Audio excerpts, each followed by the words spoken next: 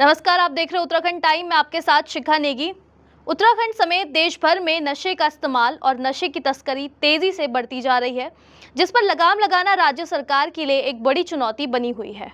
उत्तराखंड सरकार ने साल 2025 तक नशा मुक्त उत्तराखंड बनाने का लक्ष्य रखा है, लेकिन मौजूदा स्थिति ये है कि प्रदेश में बड़े पैमाने पर न सिर्फ नशीले पदार्थ बरामद किए जा रहे हैं, बल्कि बड़े स्तर पर नशे के सौदागरों की गिरफ्तारी भी हो रही है। बावजूद इसके नशा तस्करी थमने का नाम नहीं ले रही है। इसके चलते युवा नशे की गिरफ्त में फंसते जा रहे हैं। उत्तराखंड की बात करें तो पिछले कुछ सालों में सैकड़ों किलो अफीम, चरस, डोडा जब्त किया जा चुका है। आपको बता दें कि शिक्षा का हब कहे जाने वाले देहरादून समेत प्रदेश भर में नशा तेजी से फैलता जा रहा है, जिसका जीता जागता उदाहरण प्रदेश में साल दर साल बड़ी मात्रा में पकड़ी जा रही नशे की खेप है। नशे का कारोबार सिर्फ प्रदेश के मैदानी जिलों तक सीमित नहीं है, बल्कि उत्तराखंड के पर्वतीय जिलों में भी तेजी से फैल रहा है।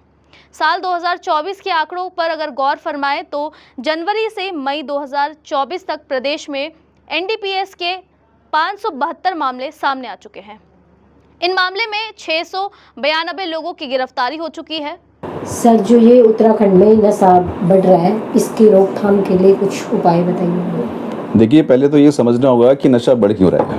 उत्तराखंड में लगभग 84% बच्चे जो पढ़ रहे हैं, जो कि लगभग 17 साल से लेकर के 26 साल तक के हैं, वो पहाड़ के बच्चे हैं। 84% बच्चे का कंट्रोल, पेरेंट्स का कंट्रोल नहीं है बच्चों के साथ। बच्चे मस्ती कर रहे हैं यहाँ पर। उनको लगता है कि हम गढ़वाल से, कुमाऊं से यहाँ पर आ गए और उनको लगता है हम सिंगापुर में आ गए और बहुत मस्ती करना चाहते हैं। एक ट्रेंड है यहाँ पर घूमने का, फिरने का, नशा करने का, ये ट्रेंड बन गया है। और पेरेंट्स जो भी हैं वो फ़ोन पे ही बच्चों को पता कर पाते हैं कि हमारे बच्चे क्या कर रहे हैं। झूठ बोल देते हैं बच्चे कि हम यहाँ पढ़ रहे हैं, किसी के रूम में हैं, हम घूमने आए हुए हैं, या कई कॉलेज में हैं। वह नहीं होते हैं और वो नशा करते हैं। नशा करने की जो वजह है, बहुत सारे कारण नशा करने के हैं कि अगर बच्चा, आज का बच्चा बहुत स्ट्रॉन्ग बच्चा नहीं है, अगर ज़रा सा किसी भी सेमेस्टर में फेल हो जाता है, तो वो जो स्कैंडल यहाँ चल रहे हैं, जो ऑलरेडी उनके पीछे होते हैं कि हम उस बच्चे को नशे में डाल के रहेंगे, वो उन बच्चों को बोलते हैं कि अरे फेल हो गए, कोई बात नहीं है, तुम दुखी हो, तुम डाउन हो, चलो बैठते हैं, नशा करते हैं। और धीरे धीरे जो स्कैंडल हैं, जो बिजनेसमैन हैं, जो नशे को बेच रहे हैं यहाँ पर, वो उनको नशे की गिरफ्त में ले जाते हैं। बहुत छोटी कारण, जैसे फेल हो जाना, या नंबर कम आना, या ब्रेकअप हो जाना, या पापा ने पैसा ना भेजना, मम्मी से बात ना होना, ये बहुत छोटे कारण हैं जिसकी वजह से लोग नशे में धीरे धीरे उत्तराखंड के यूथ जा रहे हैं। 3 साल में 6000 से ज्यादा गिरफ्तारी। जी हाँ, एसटीएफ की एंटी नारकोटिक्स विंग से मिली जानकारी के अनुसार साल 2023 में 1365 मामले सामने आए थे, जिसमें 1779 लोगों की गिरफ्तारी हुई थी। साल 2022 में 1440 मामले सामने आए थे, जिसमें 1759 लोगों की गिरफ्तारी हुई थी। साल 2021 में 1801 मामले सामने आए थे, जिसमें 2163 लोगों की गिरफ्तारी हुई थी।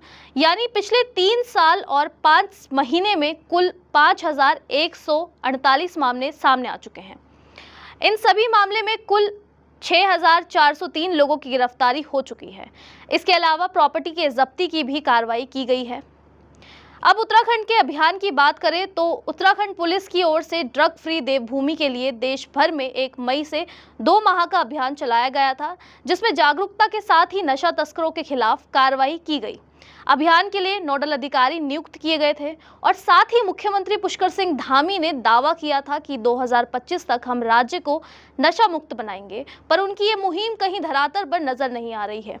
आइए देखिए इसको लेकर क्या कहते हैं psychologist doctor Mukul Sharma. Sir, पहाड़ी इलाकों में भी अब नशे की लत काफ़ी देखने को मिल रही है, युवाओं में बतौर छोटे बच्चों में भी। तो उसको लेकर मतलब जो कम उम्र के बच्चे आजकल अब वो भी नशा करने लग गए हैं। देखिए, पेरेंटिंग सबसे बड़ा कारण है उसका। माता पिता का जो पहला रोल मॉडल होना चाहिए वो बच्चा होना चाहिए। हमारी जो संपत्ति है वो कार और ज़मीनें ज़ायदाद नहीं है, हमारी संपत्ति हमारे बच्चे हैं। तो आजकल पेरेंटिंग, माता पिता अपने बच्चों को समय नहीं दे रहे।